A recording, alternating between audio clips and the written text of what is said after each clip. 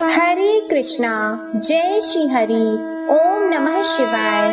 प्रिय भक्तजनों, आज बृहस्पतिवार के दिन आप बृहस्पति देव की बड़ी ही दुर्लभ कथा सुनेंगे। इस कथा को सुनने से भक्तों की सभी मनोकामनाएं भगवान बृहस्पति देव की कृपा से पूर्ण हो जाती हैं। तो आइए बड़ी ही श्रद्धा और प्रसन्न चित्त मन से इस कथा को सुनते हैं। भारतवर्ष में एक प्रतापी और दानी राजा राज्य करता था।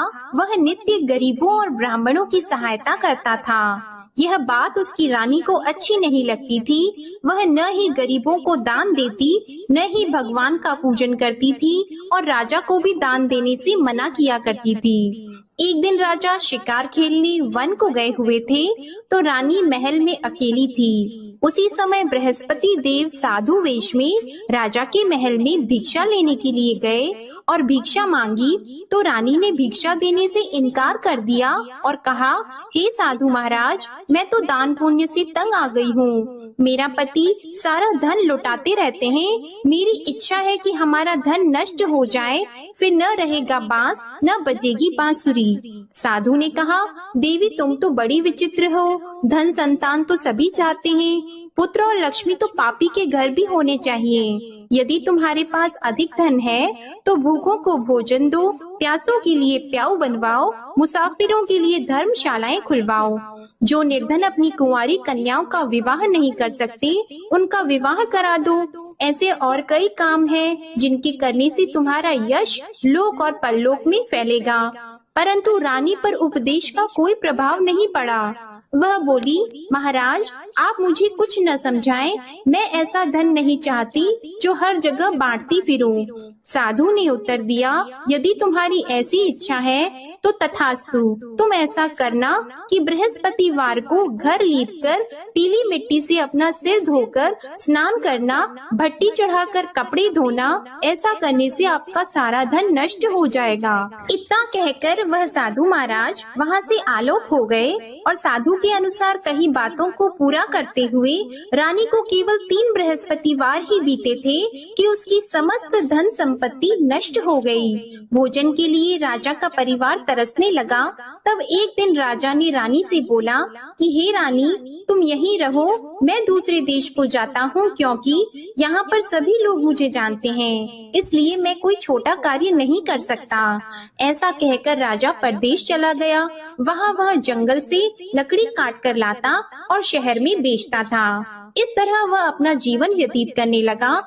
इधर राजा के परदेश जाते ही रानी और दासी दुखी रहने लगी। एक बार जब रानी और दासी को 7 दिन तक बिना भोजन के रहना पड़ा, तो रानी ने अपनी दासी से कहा, हे दासी, पास ही के नगर में मेरी बहन रहती है, वह बड़ी धनवान है। तू उसके पास जा और कुछ लेकर आ, ताकि थोड़ा बहुत गुजार बसर हो सके। रानी दासी की बहन के पास गई। उस दिन गुरुवार था और रानी की बहन उस समय बृहस्पतिवार व्रत की कथा सुन रही थी। दासी ने रानी की बहन को अपनी रानी का संदेश दिया, लेकिन रानी की बड़ी बहन ने कोई उत्तर नहीं दिया। जब दासी को रानी की बहन से कोई उत्तर नहीं मिला, तो वह बहुत दुखी हुई और उसे क्रोध भी आया। दासी ने वापस आकर रानी को सारी बात बता दी। सुनकर रानी ने अपने भाग्य को कोसा। उधर रानी की बहन ने सोचा कि मेरी बहन की दासी आई थी, परंतु मैं उससे नहीं बोली, इससे वह बहुत दुखी हुई होगी। कथा सुनकर और पूजन समाप्त करके वह अपनी बहन के घर आई और कहने लगी, हे बहन, मैं बृहस्पतिवार का व्रत कर रही थी, तुम्हारी दासी मेरे घर आई थी, परंतु जब तक कथा होती है तब तक न तो उठते हैं और न ही बोलते हैं, इसलिए मैं नहीं बोली। कहो दासी क्यों गई थी? रानी बोली, बहन तुमसे क्या छिपाऊं, हमारे घर में खाने तक को अनाज नहीं था। ऐसा कहते कहते रानी की आंखें भर आई। उसने दासी समेत पिछले 7 दिनों से भूखे रहने तक की बात अपनी बहन को विस्तार पूर्वक सुना दी। रानी की बहन बोली, देखो बहन, भगवान बृहस्पति सबकी मनोकामना को पूर्ण करते हैं।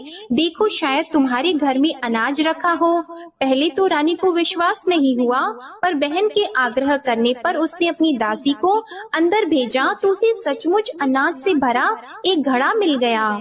यह देखकर दासी को बड़ी हैरानी हुई। दासी रानी से कहने लगी, हे रानी, जब हमको भोजन नहीं मिलता तो हम व्रत ही तो करते हैं, इसलिए क्यों न इनसे व्रत और कथा की विधि पूछ ली जाए ताकि हम भी व्रत कर सकें। तब रानी ने अपनी बहन से बृहस्पतिवार व्रत के बारे में पूछा।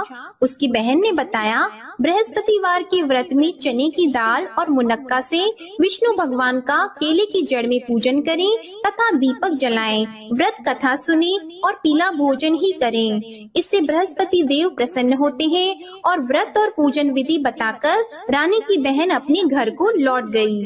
7 दिन के बाद जब गुरुवार आया तो रानी और दासी ने व्रत रखा।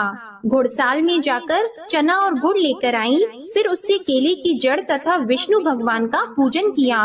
अब पीला भोजन कहाँ से आए, इस बात को लेकर दोनों बहुत दुखी थी। क्योंकि उन्होंने व्रत रखा था, इसलिए बृहस्पति देव उनसे प्रसन्न थे।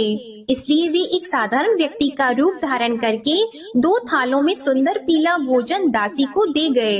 भोजन पाकर दासी बहुत प्रसन्न हुई और फिर रानी के साथ मिलकर भोजन ग्रहण किया। उसके बाद वे सभी गुरुवार को व्रत और पूजन करने लगी। बृहस्पति भगवान की कृपा से उनके पास फिर से धन संपत्ति आ गई, परंतु रानी फिर से पहले की तरह आलस्य करने लगी। तब दासी बोली, देखो रानी, तुम पहले भी इस प्रकार आलस्य करती थी, तुम्हें धन रखने में कष्ट होता था, इस कारण सभी धन नष्ट हो गया, और अब जब भगवान बृहस्पति की कृपा से धन मिला है तो तुम्हें फिर से आलस्य होता है।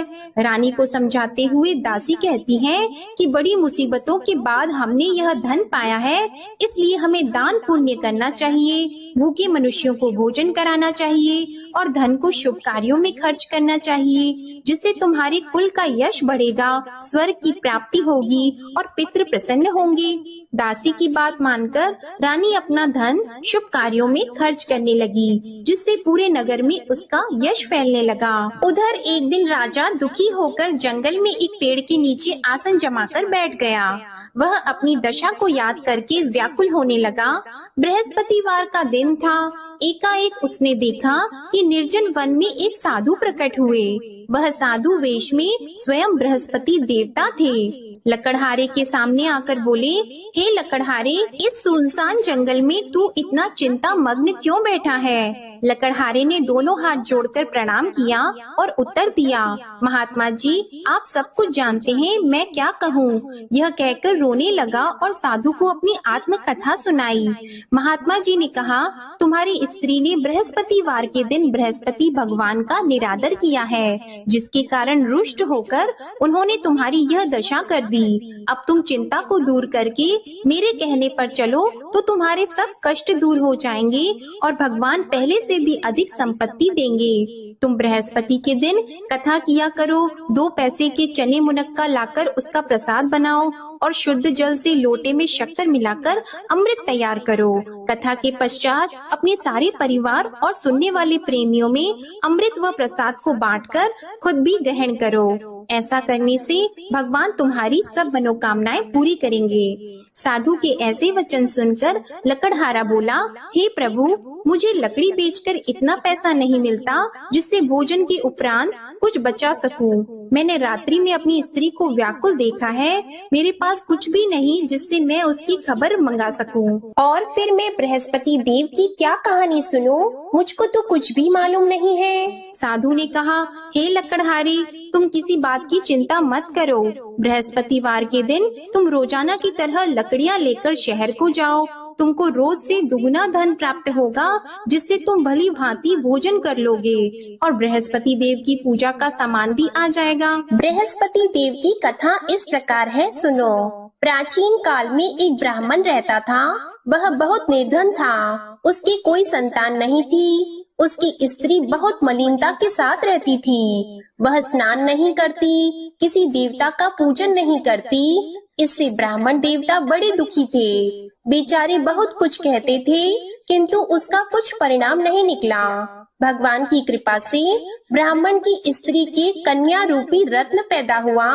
कन्या बड़ी होने पर प्रातः स्नान करके विष्णु भगवान का जाप और बृहस्पतिवार का व्रत करने लगी। अपने पूजन पाठ को समाप्त करके विद्यालय जाती तो अपनी मुट्ठी में जौ भर के ले जाती और पाठशाला के मार्ग में डालती जाती। तब ये जौ स्वर्ण के हो जाते तो लौटते समय उनको बीन कर घर ले आती। एक दिन वह बालिका सूप में उस सोने के जौ को फटक कर साफ कर रही थी कि उसके पिता ने देख लिया और कहा, हे बेटी, सोने के जौ के लिए सोने का सूप होना चाहिए। दूसरे दिन बृहस्पतिवार था। इस कन्या ने व्रत रखा और बृहस्पति देव से प्रार्थना करके कहा, मैंने आपकी पूजा सच्चे मन से की है तो मेरे लिए सोने का सूप दे दो। बृहस्पति देव ने उसकी प्रार्थना स्वीकार कर ली। रोजाना की तरह वह कन्या जौ फैलाती हुई जाने लगी। जब लौटकर जौ बीन रही थी तो बृहस्पति देव की कृपा से सोने का सूप मिला। उसे वह घर ले आई और उसमें जौ साफ करने लगी, परंतु उसकी माँ का वही ढंग रहा। एक दिन की बात है कि वह कन्या सोने के सूप में जौ साफ कर रही थी। उस समय उस शहर का राजपुत्र वहां से होकर निकला। इस कन्या के रूप और कार्य को देखकर मोहित हो गया और अपने घर आकर भोजन और जल त्याग कर उदास होकर लेट गया। राजा को इस बात का पता लगा तो अपने प्रधानमंत्री के साथ उसके पास गए और बोले, हे बेटा, तुम्हें किस बात का कष्ट है? किसी ने तुम्हारा अपमान किया है अथवा और कोई कारण हो सो कहो, मैं वही कार्य करूँगा जिससे तुम्हें प्रसन्नता हो। अपने पिता की राजकुमार ने बातें सुनी तो वह बोला, मुझे आपकी कृपा से किसी बात का दुख नहीं है। किसी ने मेरा अपमान नहीं किया है, परंतु मैं उस लड़की से विवाह करना चाहता हूँ जो सोने के सूप में जौ साफ कर रही थी। यह सुनकर राजा आश्चर्य में पड़ गया और बोला, हे बेटा, इस तरह की कन्या का पता तुम ही लगाओ, मैं उसके साथ तेरा विवाह अवश्य ही करवा दूंगा। राजकुमार ने उस लड़की के घर का पता बताया। तब मंत्री उस लड़की के घर गए और ब्राह्मण देवता को सभी हाल बताया। ब्राह्मण देवता राजकुमार के साथ अपनी कन्या का विवाह करने के लिए तैयार हो गए तथा विधि विधान के अनुसार ब्राह्मण की कन्या का विवाह राजकुमार के साथ हो गया। कन्या के घर से जाते ही पहले की भांति उस ब्राह्मण देवता के घर में गरीबी का निवास हो गया। अब भोजन के लिए भी अन्न बड़ी मुश्किल से मिलता था। एक दिन दुखी होकर ब्राह्मण देवता अपनी पुत्री के पास गए। बेटी ने पिता की दुखी अवस्था को देखा और अपनी माँ का हाल पूछा। तब ब्राह्मण ने भी सभी हाल कहा। कन्या ने बहुत सा धन देकर अपने पिता को विदा कर दिया। इस तरह ब्राह्मण का कुछ समय सुख पूर्वक व्यतीत हुआ। कुछ दिन के बाद फिर वही हाल हो गया।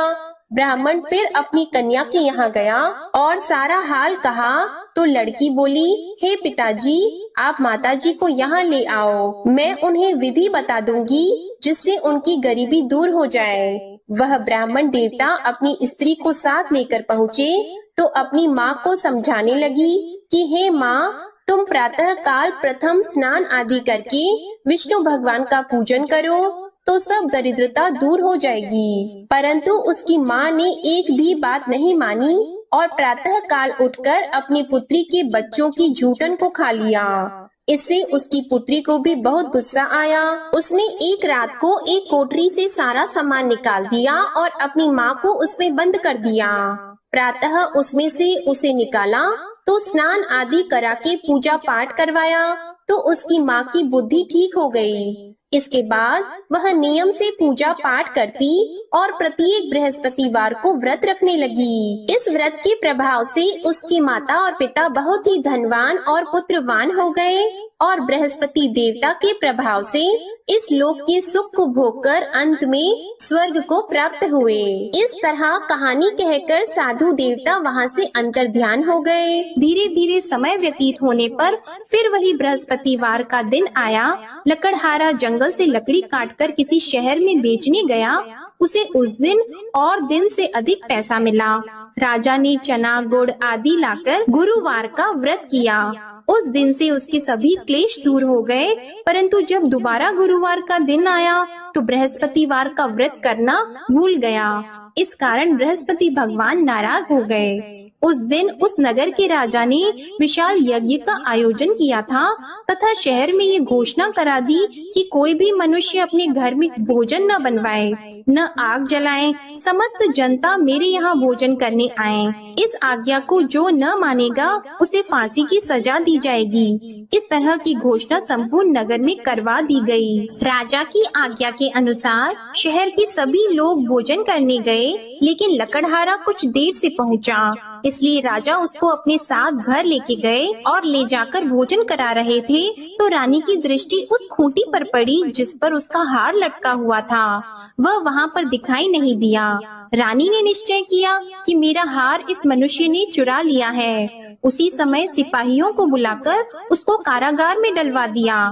जब लकड़हारा कारागार में पड़ गया और बहुत दुखी होकर विचार करने लगा कि न जाने कौन से पूर्व जन्म के कर्म से मुझे यह दुख प्राप्त हुआ है, और उसी साधु को याद करने लगा जो कि जंगल में मिला था। उसी समय तत्काल बृहस्पति देव साधु के रूप में प्रकट हुए और उसकी दशा को देखकर कहने लगे, अरे मूर्ख, तूने बृहस्पति देव की कथा नहीं करी, इस कारण तुझे दुख प्राप्त हुआ है। अब चिंता मत कर, बृहस्पतिवार के दिन कारागार के दरवाजे पर 4 पैसे पड़े मिलेंगे, उनसे तू बृहस्पति देव की पूजा करना, तेरे सभी कष्ट दूर हो जाएंगे। बृहस्पतिवार के दिन उसे 4 पैसे मिले। लकड़हारे ने कथा कही। उसी रात्रि को बृहस्पति देव ने उस नगर के राजा को स्वप्न में कहा, हे राजा, तुमने जिस आदमी को कारागार में बंद कर दिया है वह निर्दोष है, वह राजा है, उसे छोड़ देना। रानी का हार उसी खूंटी पर लटका है, अगर तू ऐसा नहीं करेगा तो मैं तेरे राज्य को नष्ट कर दूंगा। इस तरह रात्रि के स्वप्न को देखकर राजा प्रातः काल उठा और खूंटी पर हार देखकर लकड़हारे को बुलाकर क्षमा मांगी और लकड़हारे को योग्य सुंदर वस्त्र आभूषण देकर विदा कर दिया। बृहस्पति देव की आज्ञा के अनुसार लकड़हारा अपने नगर को चल दिया। राजा जब अपने नगर के निकट पहुंचा तो उसे बड़ा आश्चर्य हुआ। नगर में पहले से अधिक बाग, तालाब, कुएं तथा बहुत सी धर्मशाला, मंदिर आदि बन गई हैं। राजा ने पूछा, यह किसका बाग और धर्मशाला है? तब नगर के सब लोग कहने लगे, यह सब रानी और बंदी के हैं। तो राजा को आश्चर्य हुआ और गुस्सा भी आया। जब रानी ने यह खबर सुनी कि राजा आ रहे हैं तो उन्होंने दासी से कहा, हे दासी, देख राजा हमको कितनी बुरी हालत में छोड़ गए थे। हमारी ऐसी हालत देखकर वह लौट न जाएं, इसलिए तू दरवाजे पर खड़ी हो जा। आज्ञा के अनुसार दासी दरवाजे पर खड़ी हो गई। राजा आए तो उन्हें अपने साथ लेकर आई। तब राजा ने क्रोध करके अपनी रानी से पूछा कि यह धन तुम्हें कैसे प्राप्त हुआ है? तब उन्होंने कहा, हमें यह सब धन बृहस्पति देव के इस व्रत के प्रभाव से प्राप्त हुआ है। राजा ने निश्चय किया कि 7 रोज बाद तो सभी बृहस्पति देव का पूजन करते हैं, परंतु मैं प्रतिदिन दिन में 3 बार कहानी और रोज व्रत किया करूँगा।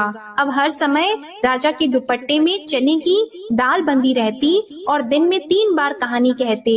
एक रोज राजा ने विचार किया कि चलो अपनी बहन के यहाँ हो आवे। इस तरह निश्चय करके राजा घोड़े पर सवार होकर अपनी बहन के यहाँ को चलने लगा।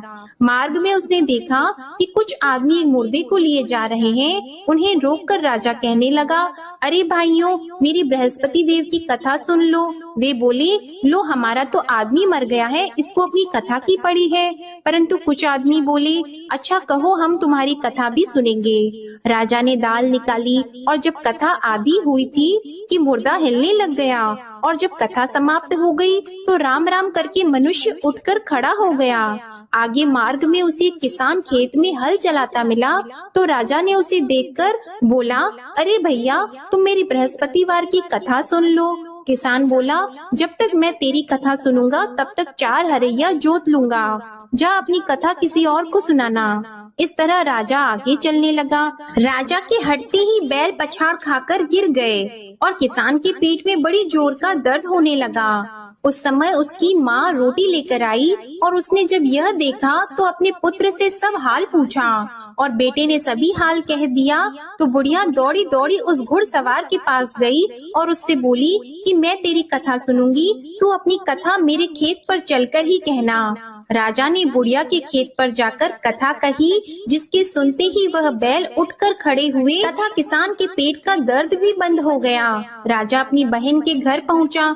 बहन ने भाई की खूब मेहमानी की। दूसरे रोज प्रातः काल राजा जगा तो वह देखने लगा कि सब लोग भोजन कर रहे हैं। राजा ने अपनी बहन से कहा, ऐसा कोई मनुष्य है जिसने भोजन नहीं किया हो? मेरे बृहस्पतिवार की कथा सुन ले।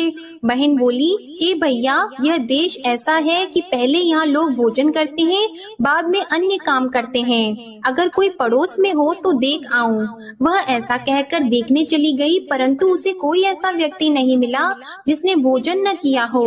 अतः वह एक कुम्हार के घर गई, जिसका लड़का बीमार था। उसे मालूम हुआ कि उनके यहाँ 3 रोज से किसी ने भोजन नहीं किया है।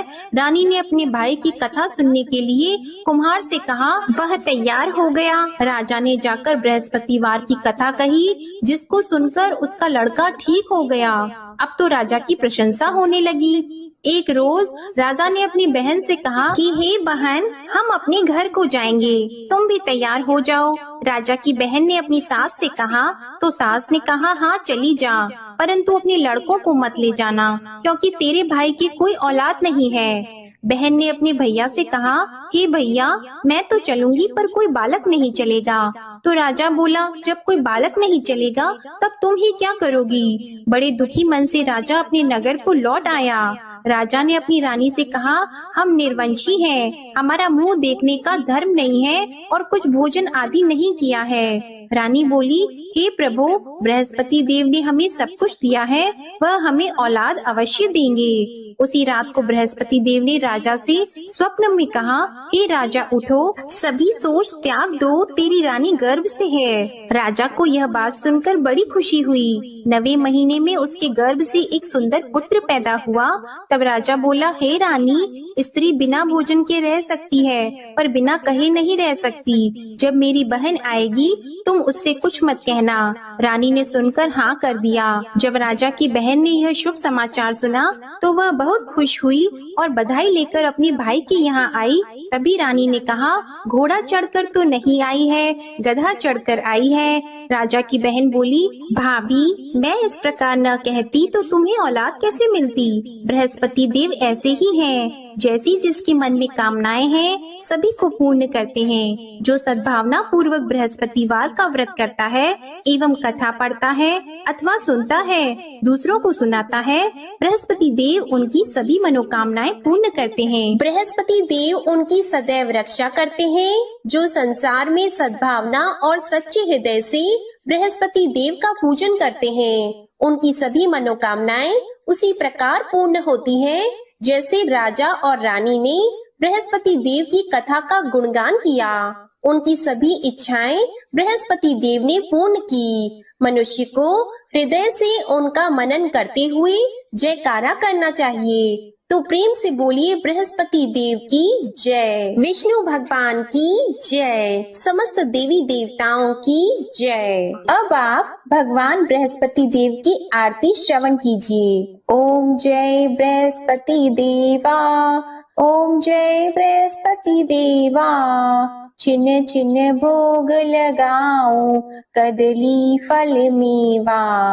ओम जय बृहस्पति देवा, तुम पूर्ण परमात्मा, तुम अंतर्यामी, जगत पिता जगदीश्वर, तुम सबके स्वामी। ओम जय बृहस्पति देवा, चरणामृत निज निर्मल, सब पातक हरता, सकल मनोरथ दायक, कृपा करो भरता।